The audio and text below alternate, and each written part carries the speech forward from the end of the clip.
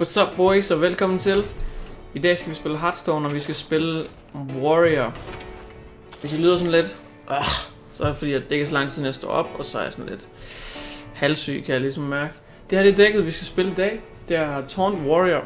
Og en ting jeg godt kan lide ved Taunt Warrior, i hvert fald den her version, det er Double Dirty Red.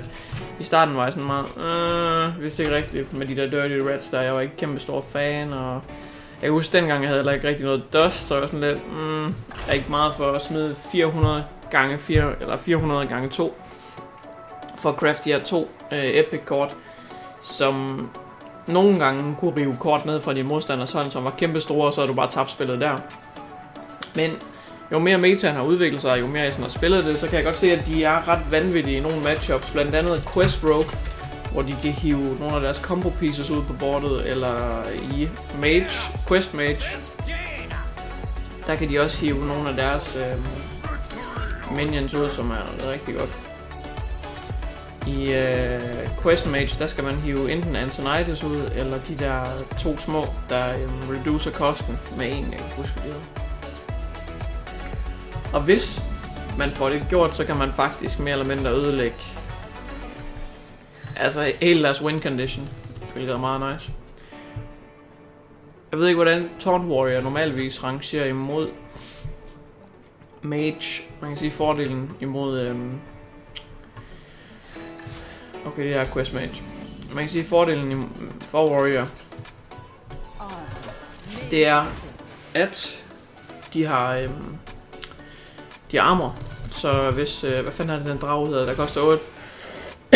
Det er ikke Onyx her. Det kan jeg simpelthen ikke huske lige nu. Men den drag der gør, som du får 15 HP, der er armor meget godt. Men det er Quest Mage, og så kan det være lidt lige godt, hvor meget HP eller armor du har. Fordi når først de får deres combo, så kan de jo lave uendelig skade. Men det gør ikke så meget. Vi må bare se, om vi kan få fat i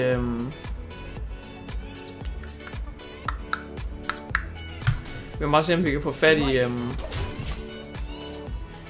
i hvad hedder de, Dirty Rats'ne, og så få hævet nogle af hans combo pieces ud. Det er vores bedste bud. Og så skal vi til at have noget damage på bordet, hvilket vi ikke rigtig har.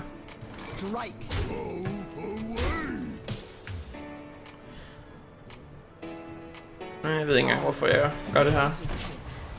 De er rigtig vanvittige i aggro matchups, Armor Smiths, men not so much her. De laver 1 damage per tur.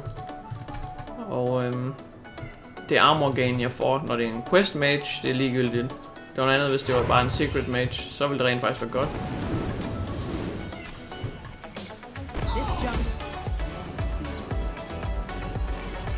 Release. I must say. Jeg skal i hvert fald igennem en shield slam, hvis jeg kan få Antonidas ud på et eller andet tidspunkt, så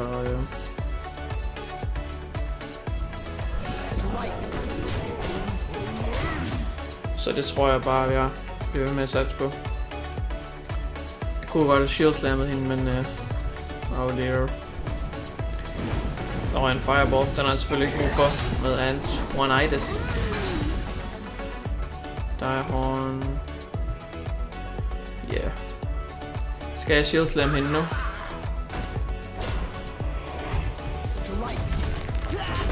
Jeg har stadigvæk en shield slam, som er meget billig removal til hans Antonidas eller en af de der minions, som reducer cost. Jeg skal bare have Antonidas vil være den bedste minion at få ud med Dirty Red. Nu må vi se. Spørgsmålet er, om jeg skal gemme Double Dirty Red senere, men så meget senere har jeg heller ikke, fordi snart så er jeg tabt.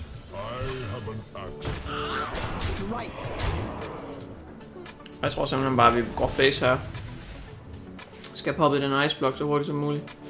Hvor langt er han egentlig? Okay, han er ikke ret langt. Men det kan selvfølgelig gå hurtigt. Jeg gad virkelig godt, at jeg havde nogle acolytes eller et eller andet lige nu til at trække nogle kort. Vi skal have fundet de Dirty Reds. Nej. Hvorfor tog han ikke den der? Say what? Okay. Kan han ikke være ligeglad med det armor, jeg nogle gange måtte få? Det forstår jeg ikke.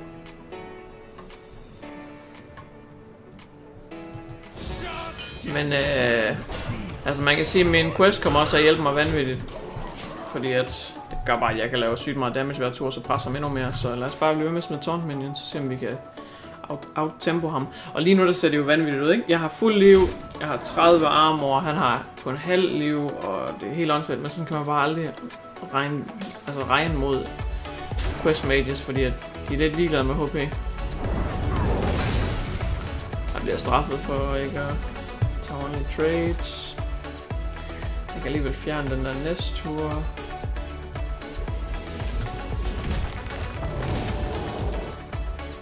Skal jeg bruge double execute her?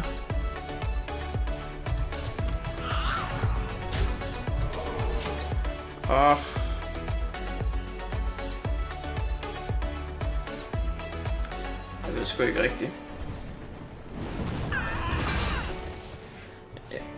Jeg mangler virkelig noget card draw.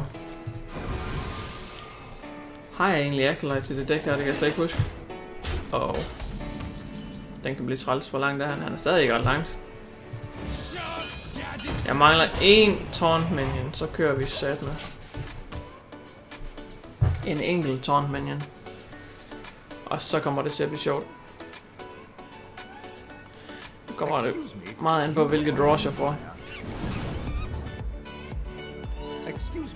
Okay.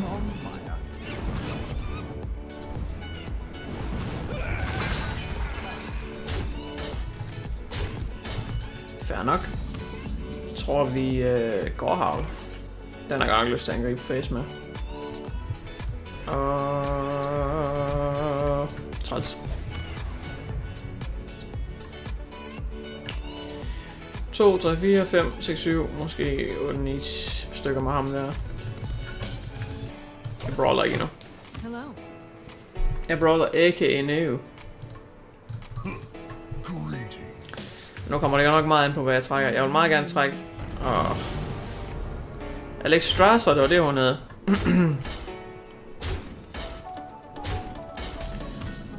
Det er som om, at han ikke er sådan en rigtig quest mage, eller også har han bare virkelig lortehånd.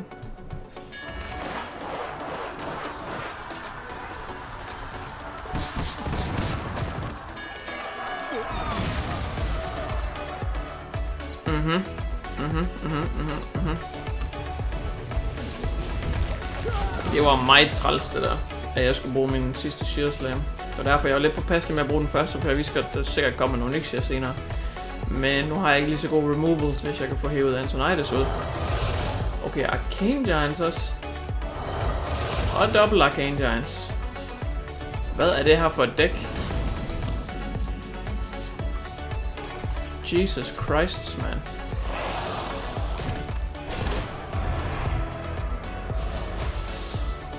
Nu bliver der nødt til at gå i ren survival mode. Double Arcane Giants. What the shit, man. En ny meta, han har gang i.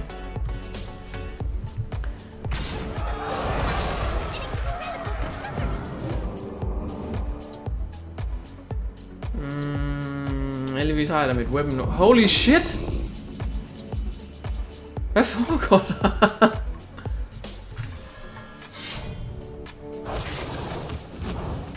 Spørgsmålet er, om jeg skal fjerne den der med våbnet. Bare for... Ja, det tror jeg skal.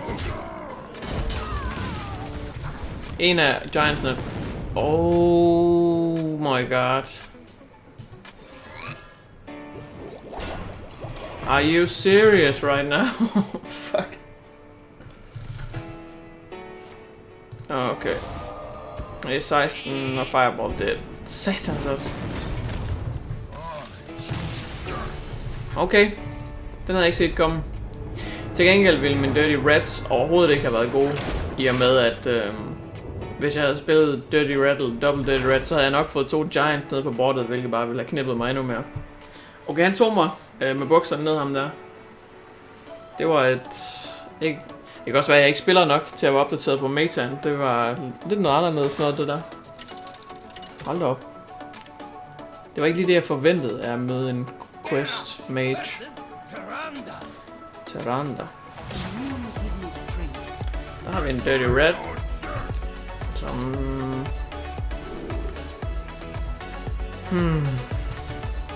Ikke nødvendigvis er vanvittigt. Men jeg rammer en af hans combo pieces. Lad os prøve at beholde den. Det er 2 drop med taunt, som hjælper questen. Og nu har jeg også 3 drop, så det er fint. Så bare håber, at den ikke smider et eller andet latterligt ud. Kommer nok til at hjælpe ham. Der kommer sikkert en lille Death Rattle minion ud, når jeg smider den. Hvilket også er okay, så længe han ikke har pain, så er jeg virkelig et... Hvis jeg smider den her, og giver ham en gratis minion, og så han painer den her bagefter, så er jeg virkelig i bad shape.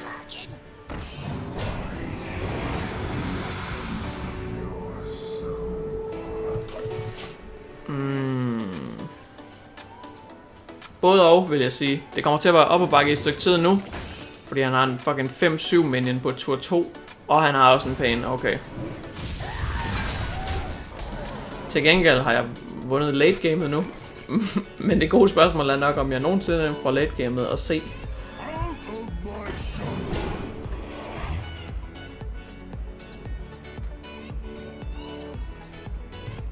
Hvad vælger jeg næste tur? Der vil jeg spille en taunt minion mere. Og så håber vi for guds skyld, han trader ind, for så kan vi execute ham. Jeg har virkelig lyst til at tage Soggoth, men det er alt for greedy, tror jeg. Vi har brug for noget taunt. Jeg tror, jeg bliver nødt til at tage noget taunt. Fordi at... Lad os for guds skyld håbe, at når Soggoth trader ind i ham der. Altså, det er et bedre trade end... Nej, det er det fandme ikke. Jo, det er ikke... Jeg troede lige, det var den der, når den trader ind, så lavede den 3 damage til en random. Det er helt perfekt, det der. Så nu har vi taget hele hans late game fra ham. I hvert fald meget af det. Og vi er på 24 liv efter den her tur. Det er rigtig fint, faktisk. Dirty Red wins the game. No! He's a clever boy.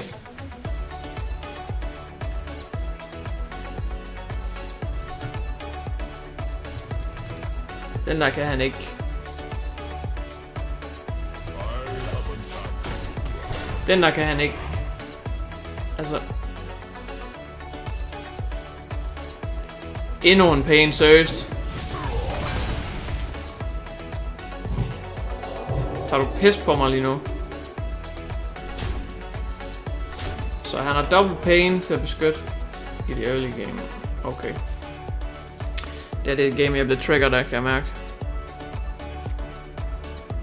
Men det kunne selvfølgelig være, at det var Shadow Vision, så giver det... Nej, det var det ikke engang. Hold da op. Wow. Jeg tror, jeg er tvunget til at trade ind i hans fucking Nossoth her.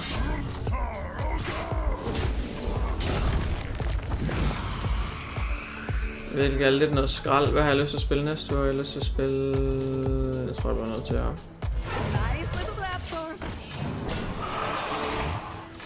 Jeg tror, det er worth it. Så trækker jeg vel lige en whirlwind nu, og så kører det. Okay, i stedet for de 25 liv, som jeg havde snakket om, jeg kom ned på, kom jeg ned på 13, fordi han kunne heal den og buff den, og han havde, jeg ved ikke hvor mange pains. Silence.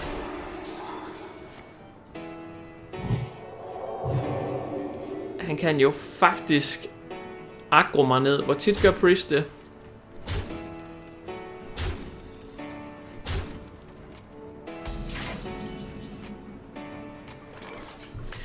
Okay.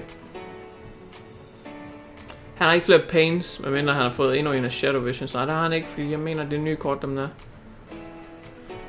Jeg har lyst til at spille den der, men samtidig så vil jeg også rigtig gerne armor op.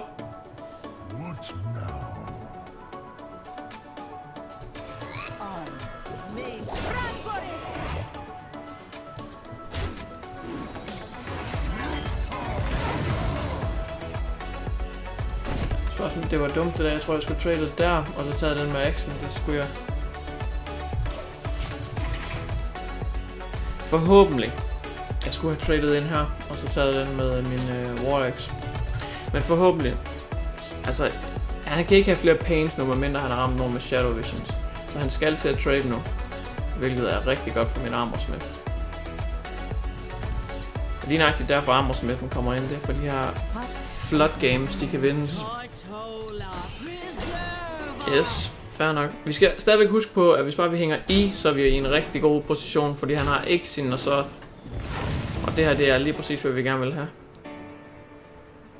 Nu kommer der så... Nej, der kommer ikke nogen... Holy Nova. Masser af armor. Det kan ikke være bedre.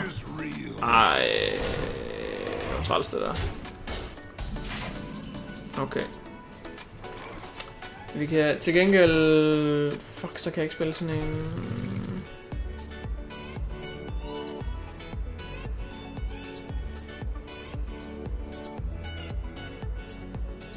Hvad er vi ude i her? Hvad hvis jeg X ned på 4, ned på 3, og så 2, og så der. Og så, nej. I don't like it. I don't like it. Vi, skal vi til at bruge en shield slam her for 4, og så trade den der ind, og så bagefter trade den der ind. Tror jeg vi skal.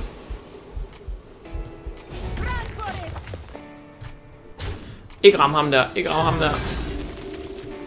Thank you. Ikke ramme ham der. Gud. Okay, vi er stadigvæk in this. Stadigvæk in this, og vi mangler kun en taunt minion. Holy shit. What a game. Altså, vi kan blive ved med at trøste os selv med, at hans Nazoth, den er blevet spillet. Så hans store game-winning... det var træls det der. Men hans store game-winning minion, den kan han ikke drage nyt af. Hvilket er dejligt. Det der dog, så kan han godt spille. Okay, kunne være værre. Kunne være værre. Vil vi brawl? Nej, så bange er vi heller ikke på den der, ved det. Så bange er vi heller ikke for den. Vi vil bare gerne have spillet vores quest, tror jeg.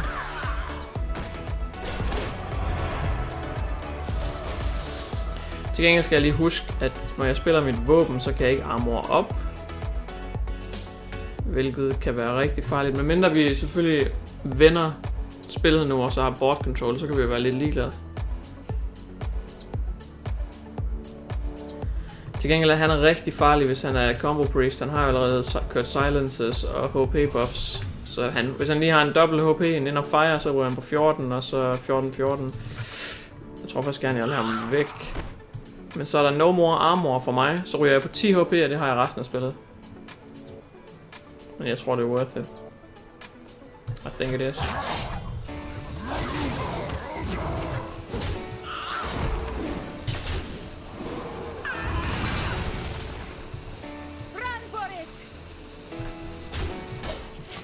Okay. Så vi har 8 damage hver tur nu. Random fordelt. 10. Nice.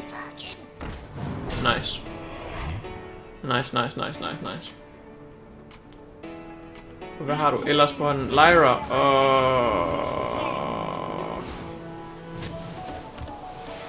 Kan du ikke gøre noget med Lyra? Så tror jeg bare, vi er glade, hvis ikke du kan det. Skal vi lige teste, hvad han har? Eller skal vi brawl?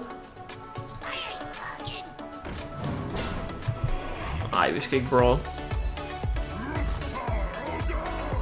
Jeg kan desværre ikke få Lyra ned. Lad os lige prøve at... Okay, jeg kan ikke få Lyra ned, desværre. Det er lidt noget lort, men det kan jeg ikke.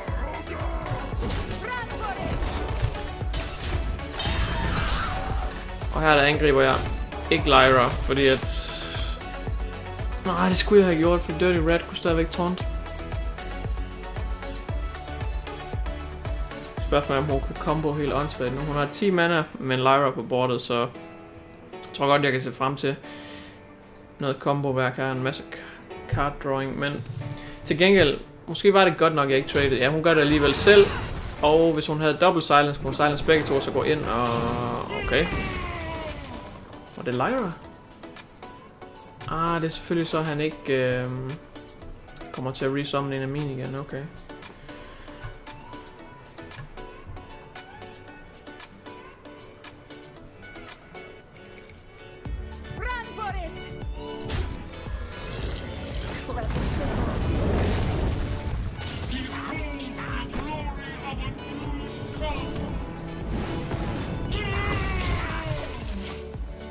Okay. Sikke et fucking game, mand. Så hans Lyra er væk. Ingen combos, medmindre det var... Nu er det vel ikke en, han fik fra et eller andet. Han har ingen Lyra, han har ingen Azoth. Alt er godt. Og det er ikke engang sikkert, at han når at spille sin Amara. Så... Damn. Det var eddermame med et game. Og det er jo så her, hvor vi stadigvæk ikke... Altså jeg vil så sige, hvis ikke han havde spillet... Eller jeg havde hævet Nosothen nu så tidligt, så havde vi været i en bedre position. Så kan det være, at vi havde været foran nu. Men til gengæld, så kunne vi sidde og være bange for, at han spillede sin Nosoth. Og hele gamen ville svinge tilbage i hans favør. Men fordi Nosoth blev hævet ud, så er vi faktisk bare i en virkelig god position. Shieldslime er useless. Jeg kommer ikke rigtig til at få skjold, medmindre jeg trækker min alleyway eller noget.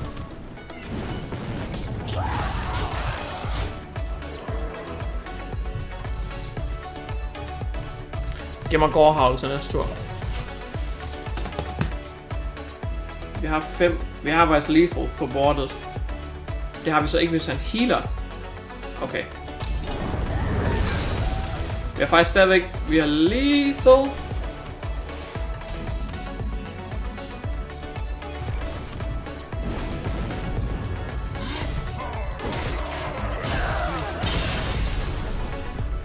Det var et meget intens spil, det der. Det var en af de bedre spil, jeg har spillet, vil jeg gerne anholde. Kæft, det var et godt spil. Og tak fordi I så med. Vi ses i næste video.